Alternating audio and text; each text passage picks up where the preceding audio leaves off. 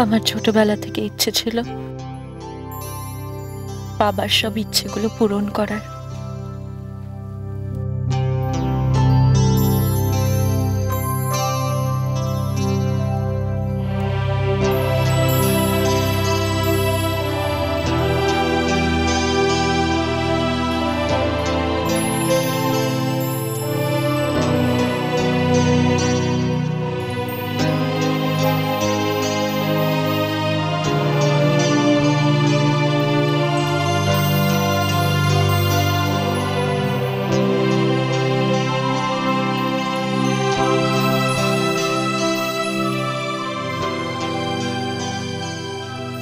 শোনো, আমি যেমন যেমন বলেছি তেমন তেমন যেন করা হয়।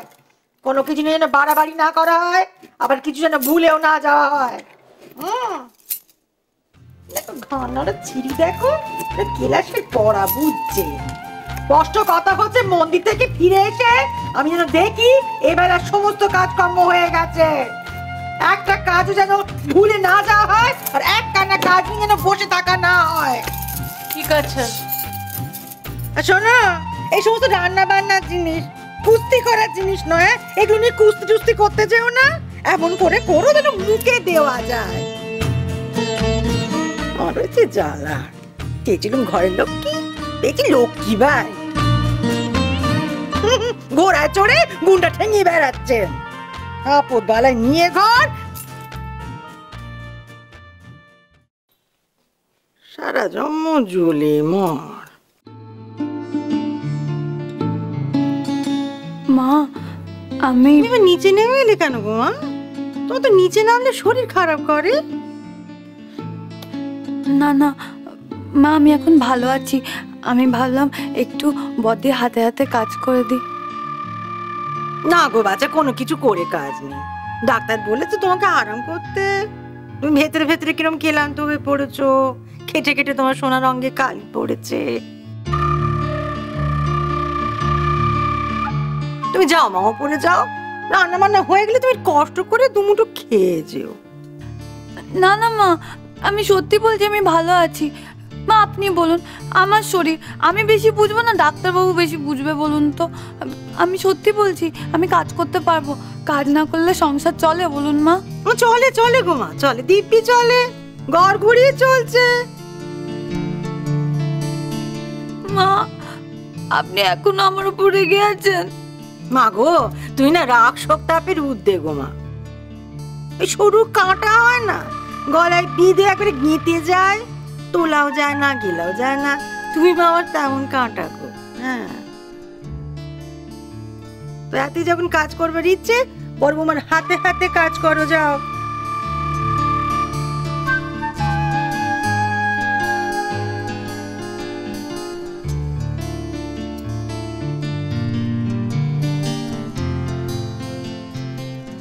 আমি তো মাটিতে পড়ে গেলাম। তারপর কি হলো জানিস? ওই ছেলেগুলো, ওই বদমাইশ ছেলেগুলো ছুরি নিয়ে তোর বড় বৌদির দিকে এগিয়ে যাচ্ছিল। ঠিক এরকম ভাবে আস্তে আস্তে আস্তে আস্তে তোর বড় বৌদি হঠাৎ করে তাদের চমকে দিয়ে ডিস্কুম ডিস্কুম ডিস্কুম ডিস্কুম করে মারলো। তারপরে এরকম ঘুরে গিয়ে একদম 30 টাকা জিলিপি হবে? হবে হবে তো, আর কি চাই? নোনতা কি আছে? আছে, আসুন। জিলিপি গরম গরম, এইমাত্র ভাজলাম।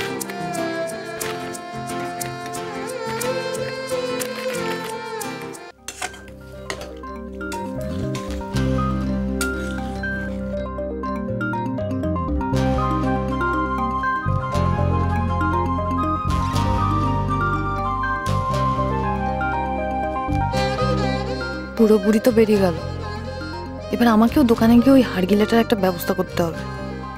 দাঁড়াও না, কাকুলিকে তো চেনো না?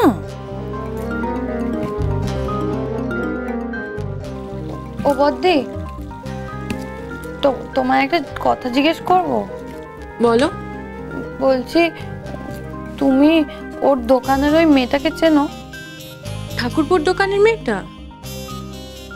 কি যেন নাম? প্রিয়া। প্রিয়া। বাবা, তুমি ওর নামও জানো? না জানার কি আছে, ওর সঙ্গে কথাও হয়েছে।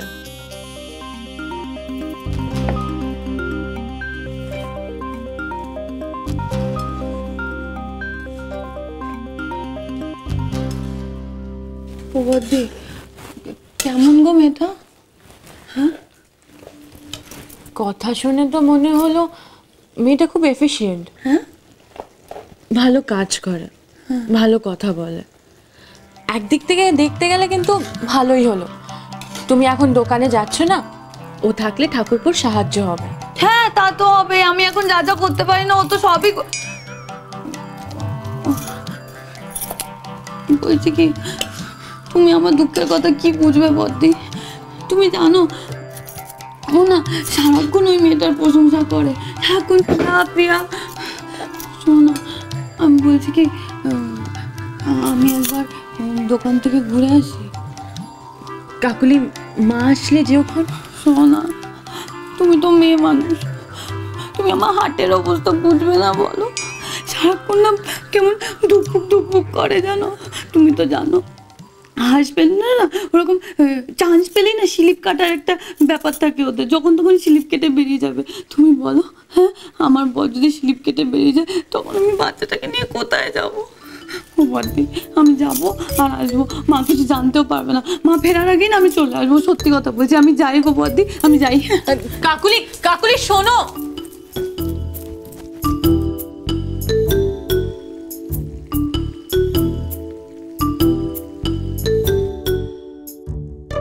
তাহলে সব মিলিয়ে 1 বস্তা পিওর সিল্ক আনলেই হয়ে যাবে।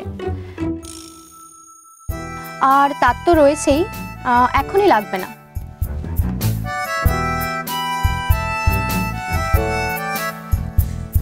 পঞ্চু, পঞ্চু এদিকে। হ্যাঁ বৌদি বল। কে সাজিয়েছে? হ্যাঁ এরকম ভাবে দোকান সাজালে তো মাছি দাঁড়িয়ে যাবে। কি হচ্ছেটা কি? কে সাজিয়েছে? কেন খারাপ কি সাজিয়েছে? আগে বলো কে দোকান সাজিয়েছে? প্রিয়া সাজিয়েছে।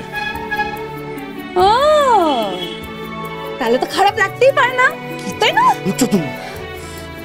পঞ্চু হ্যাঁ বৌদি বল। এখানে একটাও শাড়ি থাকবে না। পঞ্চু এই সব কটা শাড়ি সামনেই রাখবে, গুছিয়ে রাখ। কি? হ্যাঁ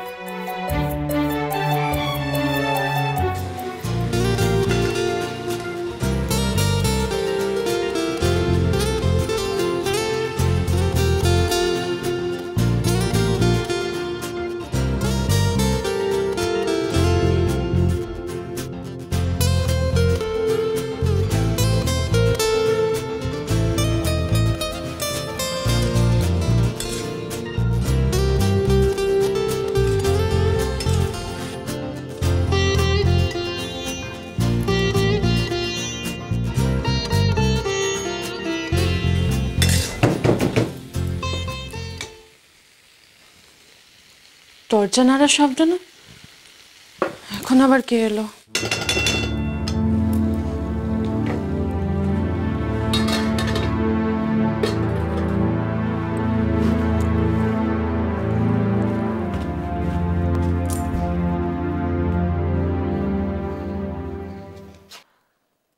Jennifer Graf. Yes.